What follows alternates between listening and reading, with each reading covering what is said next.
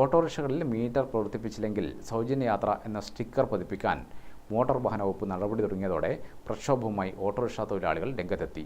എന്നാൽ സ്റ്റിക്കർ പതിച്ച് സർവീസ് നടത്താൻ തയ്യാറല്ലെന്നാണ് യൂണിയനുകളുടെ നിലപാട്. കണ്ണൂരിൽ ഓട്ടോ ഡ്രൈവർമാർ RTO ഓഫീസിലേക്ക് മാർച്ച് നടത്തി. ഓട്ടോ ടാക്സി ഫെഡറേഷൻ COTUവിന്റെ നേതൃത്വത്തിലായിരുന്നു മാർച്ച്.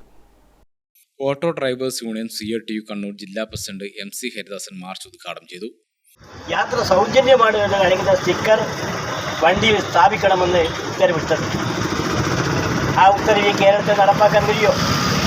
ഞങ്ങൾ ഒരു കാര്യം അർത്ഥസംഖ്യക്കടിയില്ലാതെ വ്യക്തമാക്കുന്നു.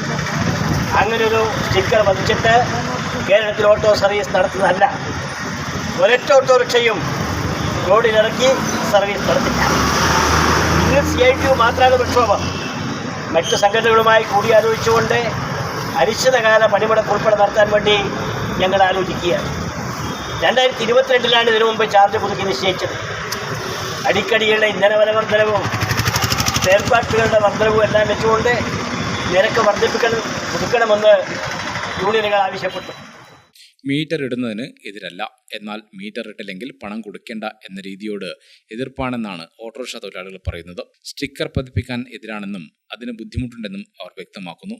മാർച്ച് 1 മുതൽ മീറ്റർ ഇടാതെ വാഹനം ഓടിച്ചാൽ പണം നൽകരുതെന്ന് MBD നേരത്തെ നിർദ്ദേശം നൽകിയിരുന്നു.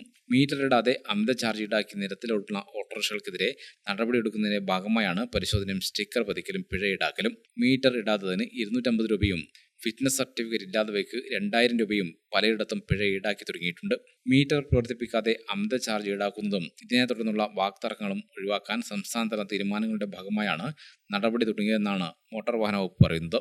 അതേസമയം ഓട്ടോറിക്ഷയിൽ മീറ്റർ പ്രവർത്തിപ്പിച്ചില്ലെങ്കിൽ സൗജന്യ യാത്ര എന്ന സ്റ്റിക്കർ പതിപ്പിച്ച് സർവീസ് നടത്താൻ തയ്യാറല്ലെന്നാണ് യൂണിയനുകളുടെ നിലപാട്.